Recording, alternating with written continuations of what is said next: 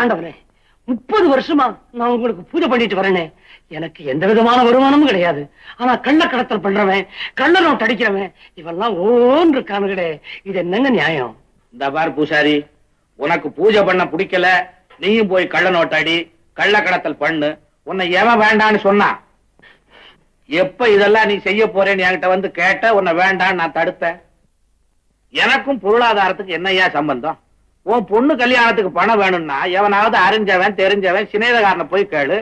அதை விட்டுட்டு என்கிட்ட வந்த ஆளுதான் நான் என்ன கோயிலுக்கு பின்னால பேங்கா வச்சு நடத்துறேன்? என் உண்டியல்ல கூட நீங்க தானே பணத்தை போடுறீங்க, அதுவும் கள்ள பணம். நான் எடுத்து பார்க்கவா போறேங்கிற தைரியம் தானே?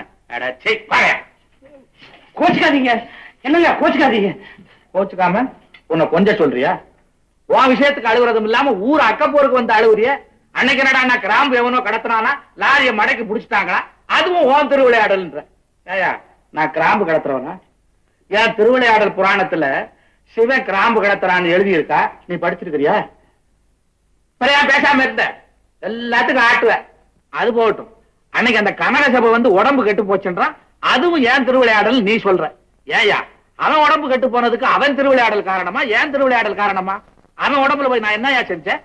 நான் இந்த கேள்வி எல்லாம் கேட்கும் போது நீங்க லிங்கமால இருந்தீங்க. ஏன் லிங்கமா இருந்தா என்ன? இல்ல, லிங்கத்துக்கு காது இல்லைன்றியா? அப்புறம் லிங்கத்துக்கு முன்னால போய் உன் காதென்ன செவடா, கண்ணென்ன குருடா, மூக்கென்ன சப்பையான்னு கேக்குறிய, அது மாத்திரம் கேட்க தெரியுதா? இப்படித்தாங்க கஷ்டப்படுற ஒவ்வொருத்தரும் எந்த சாமி கிட்ட எப்படி கேட்கறதுனே தெரியாம அழுகுறோம். தெரியாம அழுகுறீங்களா? இந்த பார் பூசாரி, கோயிலுங்கிறது வந்து சொத்து கேட்டு சுகம் கேட்டு அழுகிறதுக்காக ஏற்பட்ட இடம் இல்லையா? பின்ன கோயிலுங்கிறது எதுக்குங்க? சொல்றேன் கேளு. இந்த கெட்டு போன உலகத்துல ஊருக்கு ஊர் ஒரு கோயிலை கட்டி அங்கங்க 40 சதுர அடிய கெடாம வச்சிருந்து இந்த கெட்டு போன கும்பல் எல்லாம் அங்க வந்து நின்னு, நாம ஏன் கெட்டோம், அடுத்தவனை ஏன் கெடுத்தோம், இனிமே கெடாம இருக்கிறதுக்கு என்ன வழின்னு சிந்திக்கிறதுக்கு தாயா விட்டு வச்சாங்க. அப்போ நாங்க சிந்திக்கலையா? எங்கய்யா சிந்திக்கிறீங்க? நீங்க கெடுறதுக்கும் அடுத்தவனை கெடுக்கிறதுக்கும் இங்க வந்துதானே பிளானே போடுறீங்க.